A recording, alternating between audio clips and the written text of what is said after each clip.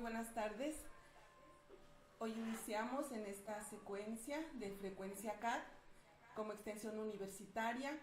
Esperamos que durante los minutos que vamos a compartir puedan aprender algo sobre el derecho penal y lo útil que es en nuestra vida diaria, que estamos más inmersos en él de lo que podemos pensar, que hay conductas que realizamos todo el tiempo que creemos que son habituales, comunes, que no tienen mayor trascendencia y sin embargo podemos caer siempre en una conducta tipificada como delito que pueda ser un hecho probablemente constitutivo con alguna trascendencia penal para nosotros.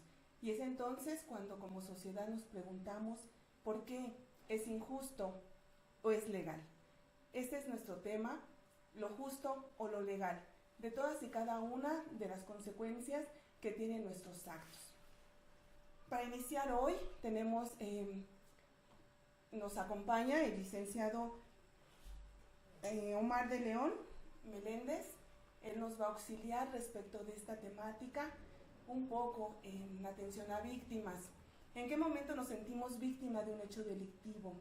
¿En qué momento, cuando realizamos una conducta, esta, por más común que parezca, aún y cuando se nos resarce ese daño, nos seguimos sintiendo víctimas?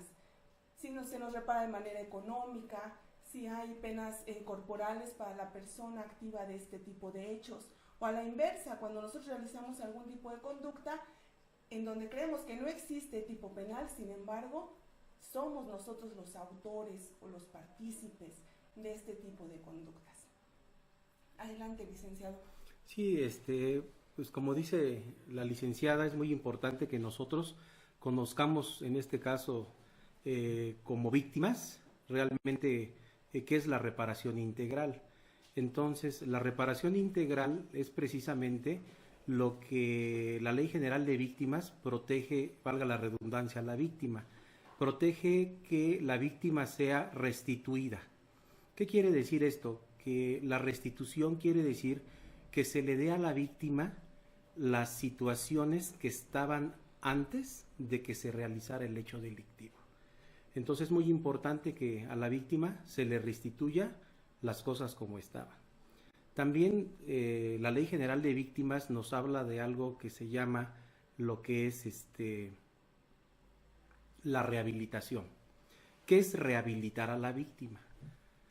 Cuando una víctima sufre de un hecho delictivo, obviamente ella tiene secuelas psicológicas y obviamente tiene secuelas emocionales que se necesitan equilibrar y restaurar para poder armonizar su estado psicoemocional.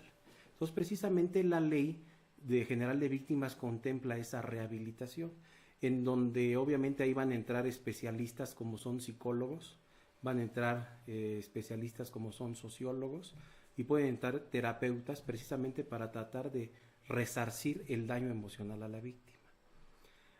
Otra cosa que las víctimas esperan mucho es precisamente la compensación económica. La compensación económica es un tema muy importante porque es precisamente lo que las víctimas erogan por tener acceso a la justicia. Las personas que son víctimas de un delito, pues obviamente no lo esperaban y desafortunadamente ellas tienen que buscar ya sea el apoyo, en este caso de un asesor victimal, precisamente llamado asesor jurídico, en nuestro nuevo sistema penal acusatorio adversarial, y obviamente este asesor jurídico es el que le va a dar y le va a guiar a la víctima precisamente a esa reparación integral, y en el caso de la situación económica se debe de justificar qué es lo que la víctima ha erogado para tener ese acceso a la justicia. Muchas veces pues tienen que contratar el abogado particular, tienen que realizar viáticos, gastos de viáticos, tienen que realizar gastos de pasajes, tienen que realizar las comidas, tienen que realizar todos y cada uno de los gastos que la víctima va a erogar para tener acceso a esa justicia, y eso se va a solicitar dentro de esa reparación integral, precisamente en ese tema de la compensación económica. La ley también habla muy importante de otro tema, y es precisamente la satisfacción. Las víctimas muchas veces, aunque se les repare el daño de manera económica, ellas no están satisfechas de manera moral. Entonces, en este caso, el legislador lo que buscó en esta Ley General de Víctimas es precisamente que la víctima tenga esa satisfacción emocional. ¿Y esto cómo se va a dar? Obteniendo una disculpa, en este caso del activo, es decir, de la persona que cometió el hecho ilícito y que le perjudicó y que le causó perjuicios a la víctima. Entonces, precisamente la ley busca eso. De acuerdo a tu experiencia,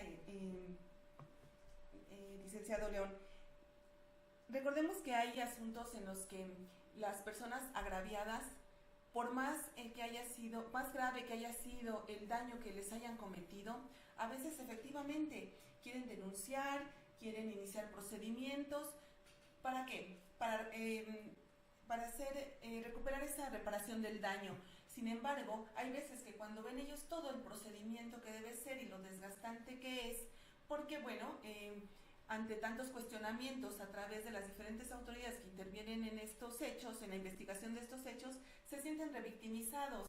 Entonces a veces, aun y cuando ellos vean la gravedad del hecho, si les ofrecen intercambio económico, es cuando ellos ya desisten, aun y cuando sean, lo hemos visto, aun y cuando sean hechos que no permitan un medio de composición o una salida alterna o un convenio, y sin embargo sigue el procedimiento porque ya habían dado inicio a este tipo de hechos, como son los robos calificados, los agravados, no sé qué otro tipo de hechos.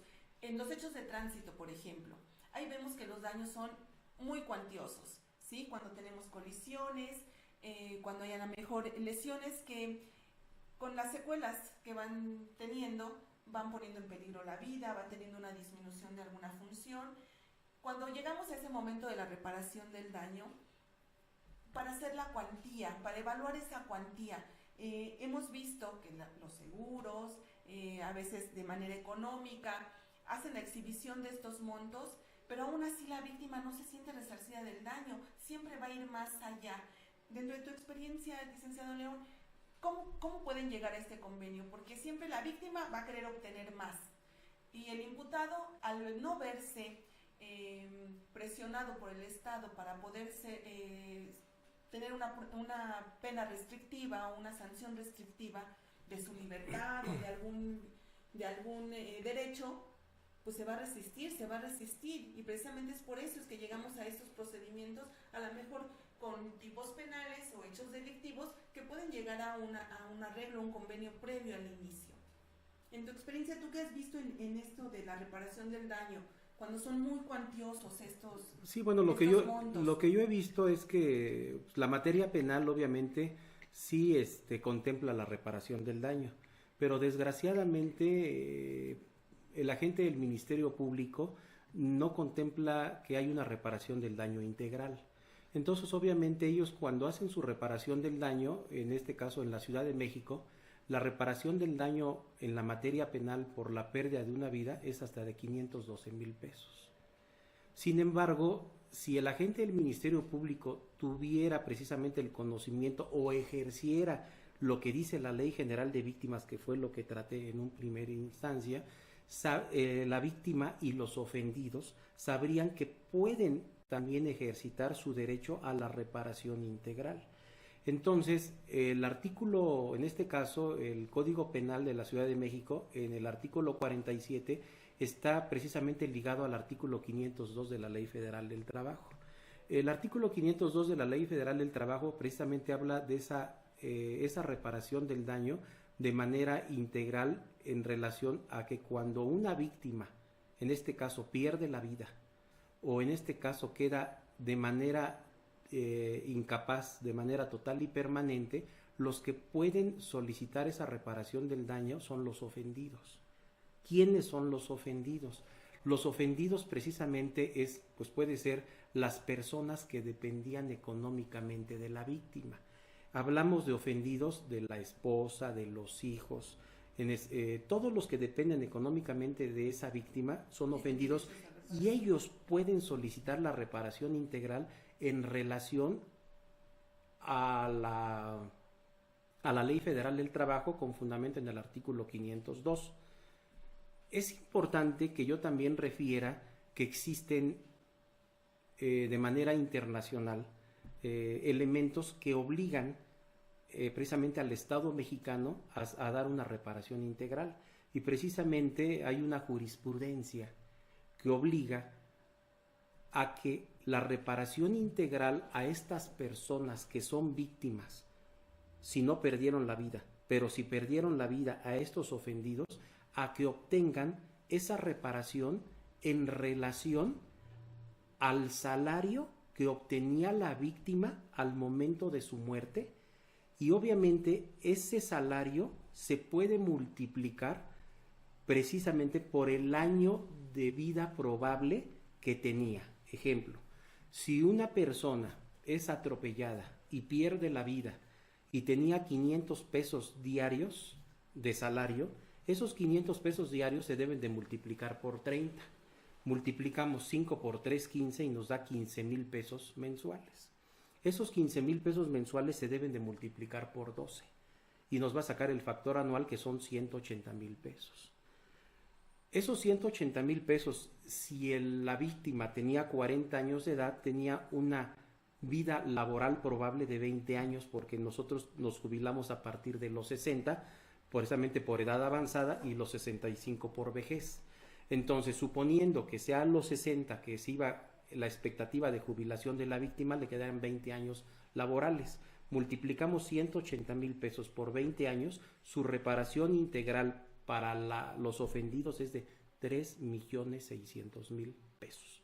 Y eso precisamente alcanza para cubrir la falta de la víctima, la ausencia. Y eso está debidamente tipificado en una jurisprudencia de la Corte Interamericana de los Derechos Humanos del día 28 de agosto del 2018.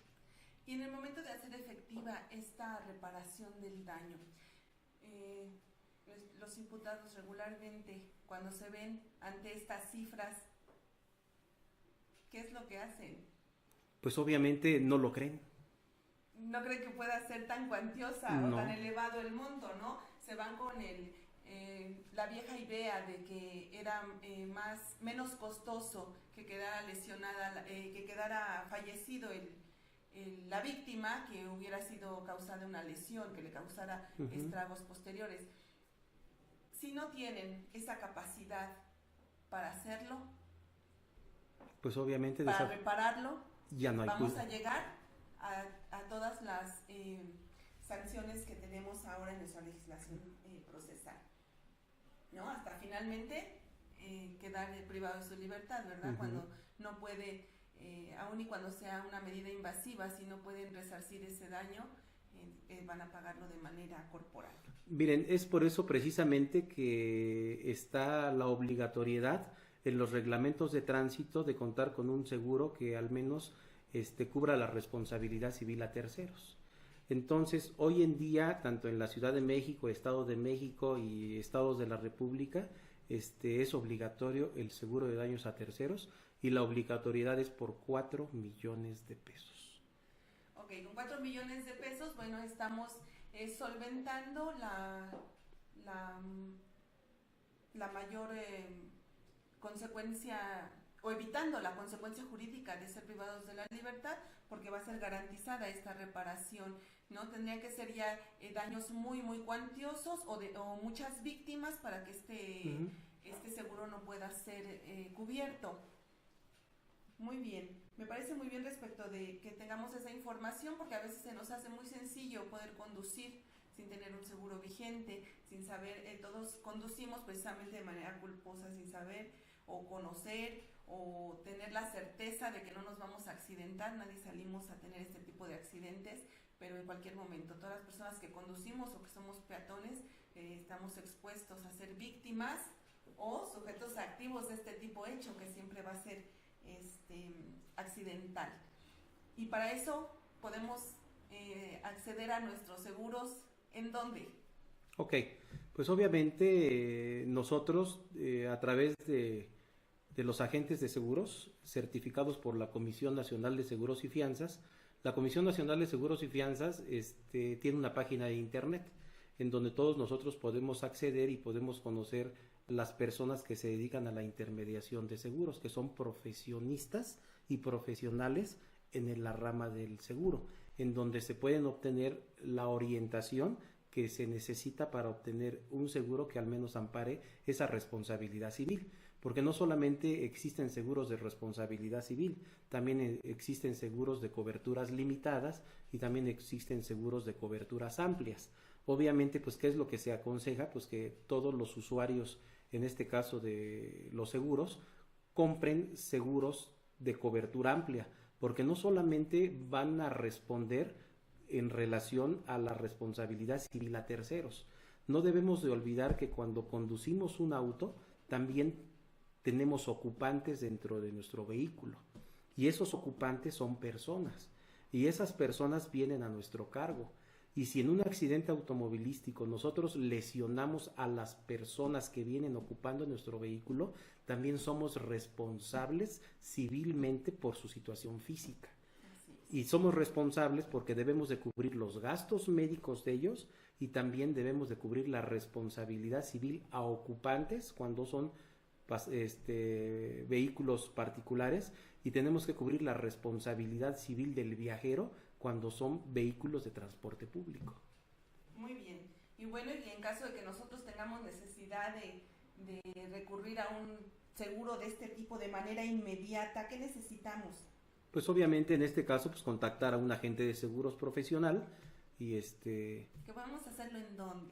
Ok, lo podemos hacer precisamente en nuestro despacho, que se llama de León González y Asociados, especialistas en seguros y fianzas, y obviamente nuestro teléfono de contacto es el 53619176 y nuestro teléfono celular es 5518-377379, o a nuestro correo electrónico que es deleonmelendez@yahoo.com.mx. Con mucho gusto los orientamos. Ahí en cualquier momento, a cualquier hora, hay alguien que nos conteste, que nos responda. Sí, todos los somos en este caso 12 abogados en el despacho y tenemos guardias las 24 horas del día y los 365 días del año. Okay, por lo tanto, en cualquier siniestro, en cualquier lugar de la ciudad, del país, podemos estar en contacto contigo para que puedas auxiliarnos en este tipo de... Sí, claro que sí.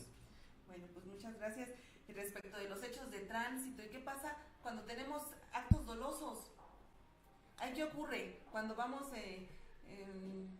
no sé, en el transporte público, o la gente que está expuesta al transporte público, y suben a asaltarlos, a robarles con violencia, los golpean?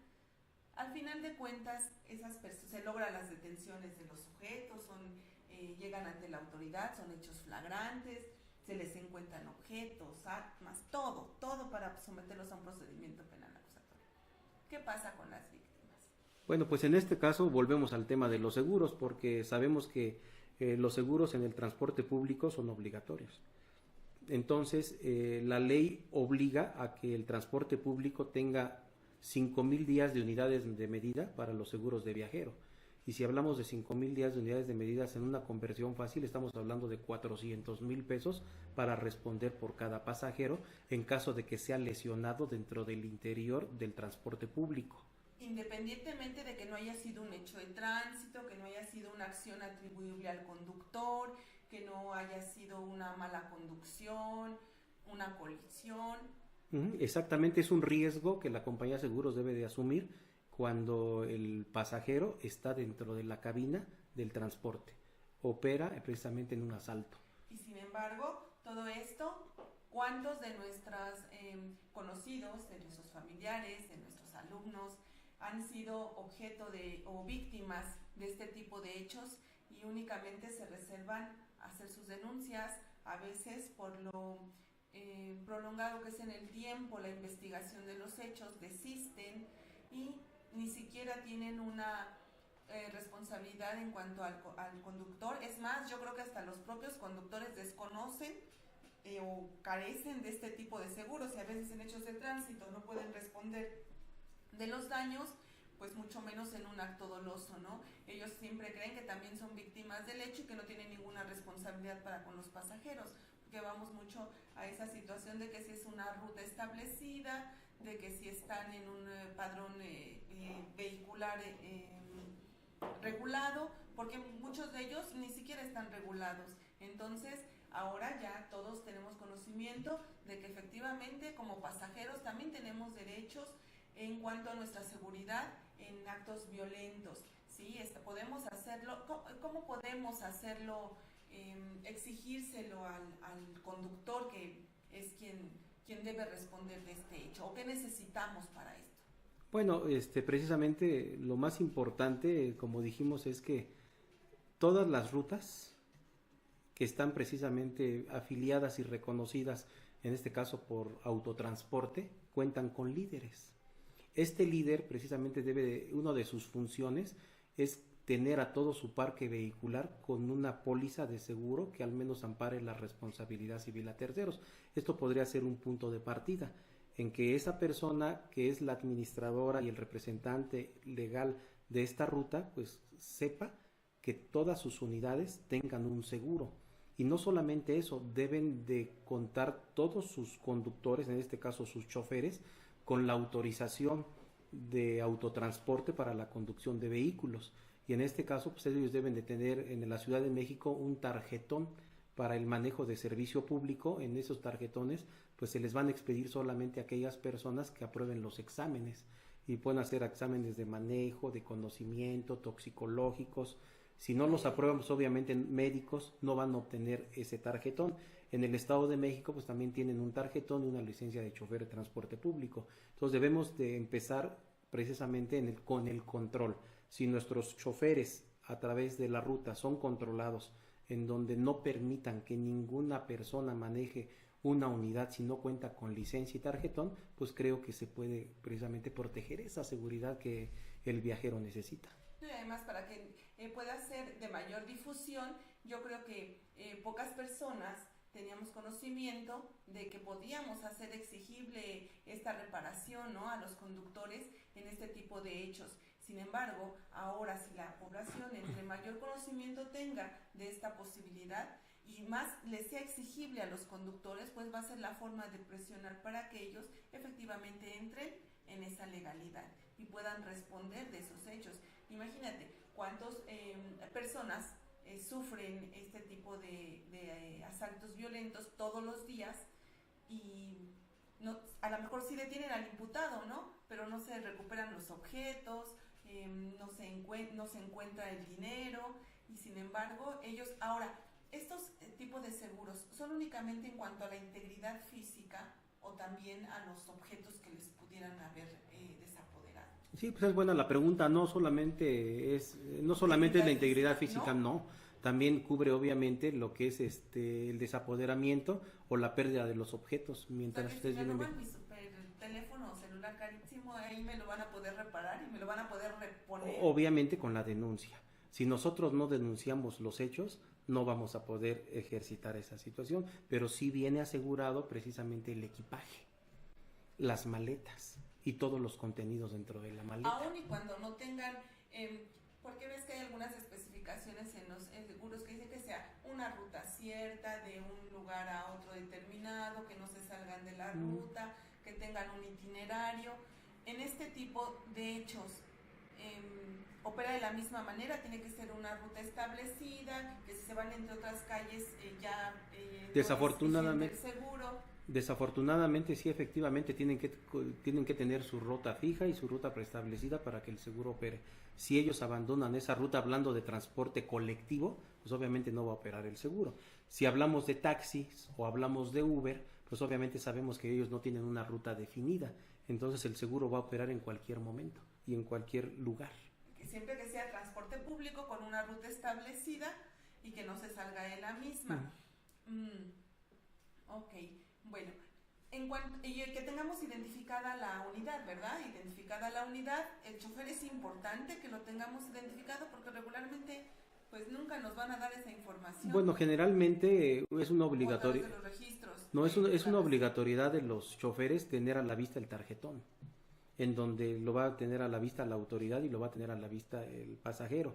Y también es una obligación de las rutas que tengan rotuladas sus unidades desde el punto de vista por fuera y por dentro, en donde el viajero sepa en qué unidad está viajando. Y obviamente, ¿cómo vamos a identificar al chofer? Pues a través de la bitácora, porque obviamente él partió de una base y en esa base hay un checador y ese checador lleva un control, a qué hora salió, a qué hora llegó y quién conduce la unidad. Entonces simplemente nuestros viajeros con que identifiquen la unidad vamos a tener todo.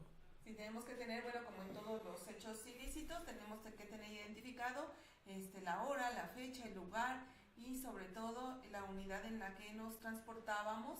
Y pues yo creo que hay algunos, ¿no?, que tienen pegados estos tarjetones de identificación en donde se encuentran mayor visibilidad para los pasajeros y bueno, tomar los datos de ahí. Ahora ya sabemos que también podemos acceder a este tipo de reparación, aun y cuando tengamos que hacer la denuncia, pero ya tenemos una certeza de que si bien es cierto el imputado no me va a reparar mi daño, bueno, también puede ser atribuible a este seguro, ¿no? Podemos acceder a este tipo de seguro. Bueno, obviamente sabemos que cuando una persona compra un seguro, le está trasladando la responsabilidad a una compañía de seguros. Entonces, el primero que debe de responder es la compañía de seguros, más no el usuario de seguros. El usuario de seguros, al contratar su póliza de seguro, repito, traslada la responsabilidad a la compañía de seguros. Y obviamente la que se debe de encargar de la reparación del daño es la compañía de seguros. Aquí vamos a la pregunta de nuestro programa, ¿no? Lo justo sería que todos los transportistas tuvieran efectivamente, o toda la gente dedicada al transporte, tuvieran vigentes estos seguros amplios de protección, no nada más en actos de tránsito, sino también en hechos violentos, no nada más para sus operadores, sino también para los usuarios. Sin embargo, lo legal es de que así fuera. Muchas veces estos transportistas, desafortunadamente, por lo económico, por lo accesible, tienen o contratan seguros que no les cubren absolutamente nada. Empresas que a veces nada más cobran su póliza y regularmente tienen especificaciones que son incumplibles, no se van a poder cubrir para que pueda ser efectivo ese seguro, que es a lo que la mayoría de los transportistas, porque no tienen esa cultura de protección, de poder protegerse ellos, sus unidades y sus propios pasajeros, ¿no? Siempre van con el afán de que sea la menor cantidad económica de la que se puedan desprender, aun y cuando eso implique seguridad. Sin embargo, cuando estas unidades quedan bajo resguardo de cualquier autoridad, por hechos por violaciones al reglamento del tránsito, por hechos delictuosos, ¿qué sucede? Lo primero, a ellos no les va a interesar su conductor, sus pasajeros, si hubo lesionados, si hubo personas que hayan perdido la vida. Lo que les va a interesar son sus unidades para volverlas a circular. Entonces ahí es donde tenemos esta problemática, que aun y cuando exista este tipo de seguros, no hay obligatoriedad para que puedan hacerlo de manera integral, como bien lo decías, para esa reparación del daño de las víctimas, y lo hacen únicamente por los daños, a veces ni los daños de sus propias unidades, ¿no? Por estas modalidades de las aseguradoras. Pero bueno, que importante ha sido que nos hayas instruido respecto de esta reparación en hechos violentos. Yo creo que poca gente o pocas personas saben que pueden acceder a este tipo de seguros. Sí, así es. Y que pueden exigirlo, ¿no? Ahora, ¿qué pasa si no está dentro de la normatividad del conductor? Bueno, tenemos nuestra unidad identificada, pero pues su seguro no nos repara ese tipo de hechos. Bueno, a mí me gustaría, pues obviamente, tratar el asunto en relación al comentario que hiciste de qué es lo que está sucediendo con el transporte público en virtud de que ellos se aseguran con empresas, vamos a decir, no reconocidas. Ya les dije que en el mercado asegurador pues están diferentes aseguradoras, en este caso Banorte, en este caso de transporte público es Banorte, Afirme, Qualitas, son las empresas más fuertes en el ramo de transporte público, pero debemos de hacer claros que son empresas aseguradoras. Y estas empresas aseguradoras están reconocidas, precisamente certificadas y auditadas por la Comisión Nacional de Seguros y Fianzas. La Comisión Nacional de Seguros y Fianzas depende de la Secretaría de Hacienda y Crédito Público. Es decir, la cabeza de sector es la Secretaría de Hacienda y Crédito Público, y precisamente el órgano que se va a encargar de regular a las empresas aseguradoras es la Comisión Nacional de Seguros y Fianzas. Obviamente, el usuario de servicios financieros, cuando tiene un desacuerdo con las compañías de seguros, debe de acudir a la CONDUCEF, que es la Comisión Nacional para la Protección de la Defensa de los Usuarios de Servicios Financieros. Esa es la primera instancia que ellos deben de acudir. Precisamente cuando se encuentren en estado de indefensión, deben de acudir a la CONDUCEF. Y también no debemos de olvidar que estas víctimas y estos ofendidos deben de acudir precisamente a esa figura que nació en el nuevo sistema penal acusatorio, que es precisamente el asesor jurídico. El asesor jurídico es el que debe de auxiliar a la víctima, haciéndole saber sus derechos y qué es lo que puede exigir a la compañía. Ahora, en relación al tema, el por qué contratan seguros, entre comillas, que no los protegen, ellos hacen, también la Comisión Nacional de Seguros y Fianzas regula las empresas mutualistas de seguros. Las mutualistas de seguros son organizaciones, en este caso son los propios agremiados de la ruta, los que realizan aportaciones de dinero a un fondo. Ese fondo pues obviamente está para garantizar precisamente todos los daños, los robos o todo lo que causen las unidades cuando estas son utilizadas en el transporte público. Desafortunadamente las mutualistas no tienen el reconocimiento como una aseguradora, en virtud de que desgraciadamente no pagan, no quieren pagar porque precisamente, les repito, no están como una institución de seguros, están como una mutualista, que están registradas ante la Comisión Nacional, sí, que tienen fondos suficientes, sí, pero que no tienen dentro de sus grupos las personas encaminadas a precisamente hacer esa reparación integral. Lo que quieren es no pagar.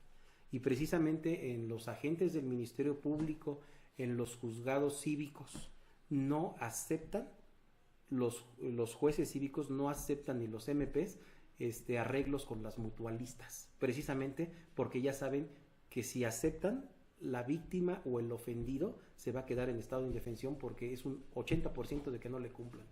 Pues por eso yo los invito a las personas que se dedican al transporte público, pues a que compren un seguro ante una institución de seguros y no a la mutualista, porque como tú lo dices acertadamente, a la hora de que tienen el problema, a lo único que le interesa a la mutualista es liberar la unidad. No le interesa ni los pasajeros, no le interesa ni el conductor, ni nada. O sea, no les interesa lo humano, les interesa lo material. Y no les, entonces yo creo que por ahí se va a contestar esa pregunta, en donde no tenemos que tener acceso a ese tipo de mutualistas porque no cumplen. Sin embargo, bueno, yo creo que es más accesible para ellos porque económicamente les es menor la erogación, ¿no? Aún independientemente de si la protección es nula. Muy bien. Ahora, en relación con estos hechos, cambiando un poquito de tema de los hechos de tránsito y de las reparaciones de daños en este ámbito, cuando tenemos actos dolosos, volvemos a la hipótesis de los transeúntes, ¿no? Cuando somos golpeados, ahora en esta modalidad, ya no a bordo de transporte público, ahora cuando somos golpeados en la calle, robados, en este momento nuestra sociedad ya no está en la posibilidad de llegar a una denuncia. Incluso se está fomentando desafortunadamente ya no el denunciarlos y ponerlo a disposición de la autoridad. ¿Por qué? Porque ahora hemos visto a estos imputados en todos los medios electrónicos, a través de los videos, que incluso lejos de pedir auxilio para los sujetos, los videograban y hacen videos virales de los actos violentos. Se están tomando esas medidas para hacerles creer o entender que no es un lugar para que vayan a cometer esos hechos. En las unidades habitacionales hemos visto, no sé si has pasado por alguna de ellas, si has visto pancartas donde dicen aquí el que robe lo vamos a golpear, lo vamos a matar, lo vamos... Entonces, ese tipo de actitudes, cuando los imputados son ahora sí violentados por los actos que ellos cometieron, en el momento en que son puestos a disposición de la autoridad, llegan golpeados, muchos de ellos, cuantos no han quemado, han lapidado. ¿Qué es lo que pasa ahí? ¿A quién detienen? Hay detenciones de esas supuestas, bueno, no supuestas, de esas víctimas. Si hay quienes los acusen de que realizaron esas conductas delictivas, pero lo que voy es, ¿y acaso se quedan los que les causaron ese tipo de lesiones, de daños? Ninguno de ellos se queda. Y a lo que voy aquí es, ¿por qué ahora tiene que revertirse esta situación? ¿Por qué nuestra seguridad no es suficiente para que ahora las personas crean o piensen que de propia mano pueden hacerse valer este tipo de actos? Sabemos que tan delincuente o tan sujeto activo del delito va a ser quien nos comete estos hechos como quienes los vulneran. Comentaban por ahí, ¿no? Si vamos a privarnos de la vida a todas las personas que hayan robado, ¿no? ¿Qué decían? ¿Y quedaremos los buenos? No, quedaremos los homicidas, ¿verdad? Las personas que hemos llevado a ese tipo de actos. ¿Tú por qué crees que esto ocurra ahora? ¿Por qué crees que la gente en este nuevo sistema aún no tenga la confianza que va a tener un buen término, que va a tener una sentencia en donde se pueda sentir reparada de ese hecho a través de las etapas de nuestro procedimiento acusatorio? Pues yo, desde mi punto de vista, el sistema penal acusatorio de adversariales es un muy buen sistema.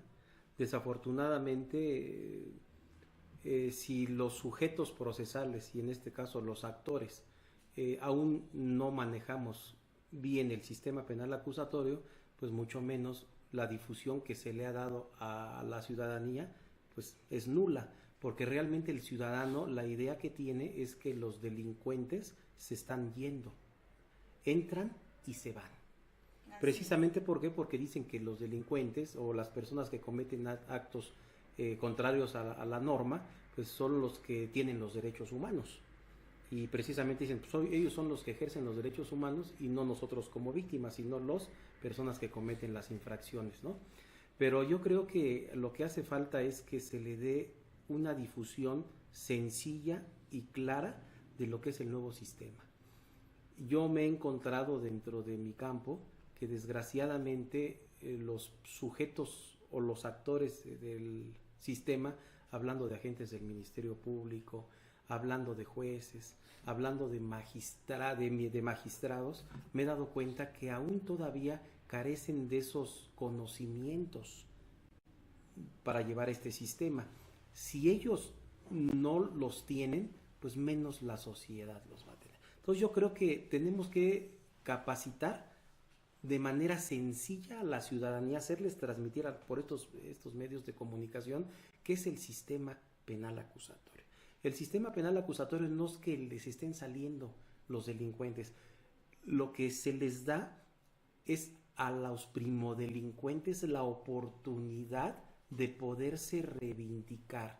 Se les están dando esas salidas alternas de que si cometieron un hecho contrario a la ley, hablando de un robo simple, en donde no hubo violencia física, no hubo violencia de armas, simplemente una persona de 19, 20 años fue a un centro comercial y se le hizo fácil apoderarse de a lo mejor unos guantes de fútbol porque no tiene para comprarlos, y él sale con esos guantes, pues está provocando un ilícito que se llama robo.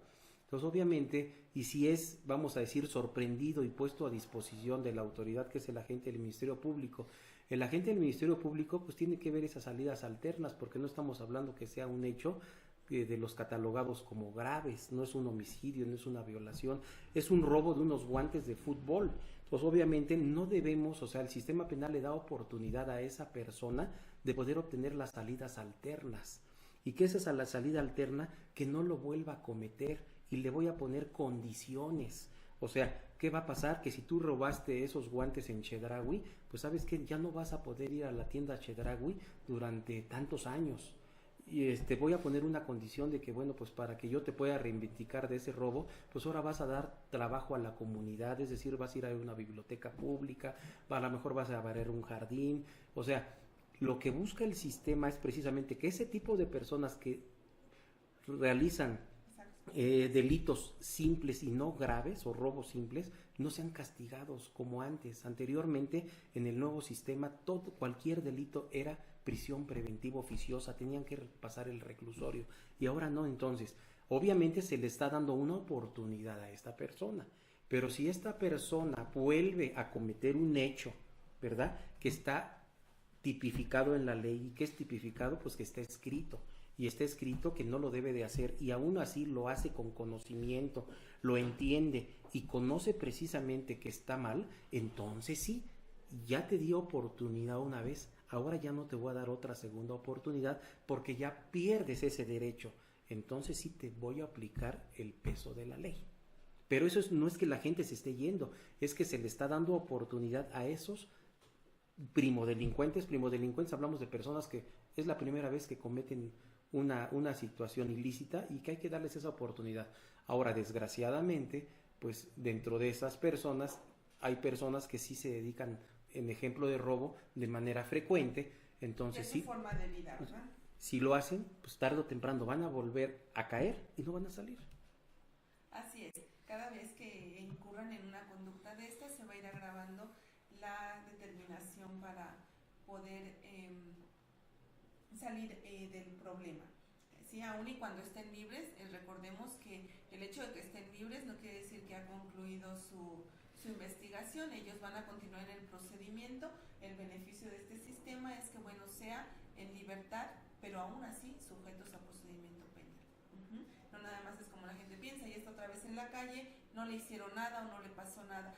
¿Por qué? Porque, como bien lo dices, en nuestra sociedad todavía tenemos o tienen la cultura de que cometió un ilícito, sin importar si haya sido una falta administrativa, una conducta delictiva, todo lo asemejamos a se portó mal, se condujo de manera inadecuada, prisión. No, ahora estamos ponderando siempre la libertad, únicamente los delitos, como bien decías, de prisión preventiva oficiosa, o que merezca, en donde la autoridad solicite la prisión preventiva justificada. Sí, que son las únicas maneras en las que va a poder estar privado de su libertad el sujeto, independientemente de la sanción. Obvio que la conducta delictiva tenga una sanción privativa de la libertad.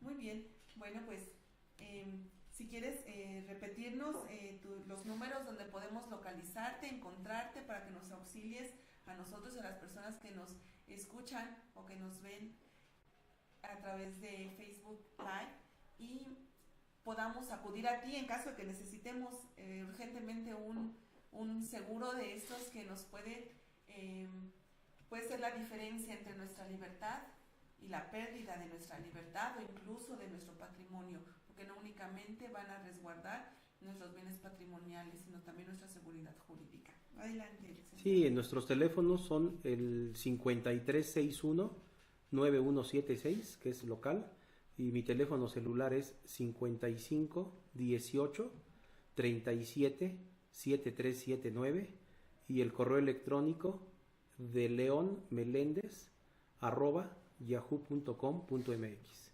Y vuelvo a repetir mi nombre, yo soy el licenciado Omar de León Meléndez, a la orden. Muy bien, bueno, pues ya estamos a punto de terminar nuestro espacio, y nos quedamos con nuestro cuestionamiento: ¿es justo o es legal el que estos transportistas tengan este tipo de seguros que no nos respaldan? ¿Es justo o es legal que no nos sea reparado ese daño cuando seamos víctimas de hechos delictivos violentos a bordo del transporte público? Algo que muchos de nosotros no conocíamos, ¿verdad? Ni sabíamos que podíamos acceder a este tipo de soluciones. Nos quedamos con estos cuestionamientos para poder discernir entre la justicia y la legalidad. Sabemos que en la justicia siempre va a depender de esta parte subjetiva que cada uno tenemos de concepción de los hechos acontecidos, cómo hemos vivido cada una de estas actividades. Más adelante, en otras sesiones, podemos ir tomando otro tipo de hechos delictivos, adecuarlos a la vida coloquial, a los actos que son difundidos en los medios electrónicos, lo que sea de su inquietud. Si tienen alguna duda, alguna pregunta, bueno, a través de nuestra página pueden ponerse en contacto con nosotros y con mucho gusto vamos a estarles respondiendo, o si tienen inquietudes respecto de algún tema en específico, también. Más adelante, agradeciendo al licenciado León por su apoyo durante toda esta transmisión, que ha sido muy enriquecedora, de manera profesional y particular, nos ha sido muy enriquecedora. Muchas gracias, Vic, por habernos acompañado esta tarde. Y bueno, esperemos que mucha gente se comunique con usted también para que pueda auxiliarnos en este tipo de hechos. Gracias a todos ustedes. Bueno, los invito a que nos escuchen la próxima semana, todos los sábados de las 16 a las 17 horas. Estaremos en este espacio a través de nuestra frecuencia CAD, Extensión Académica,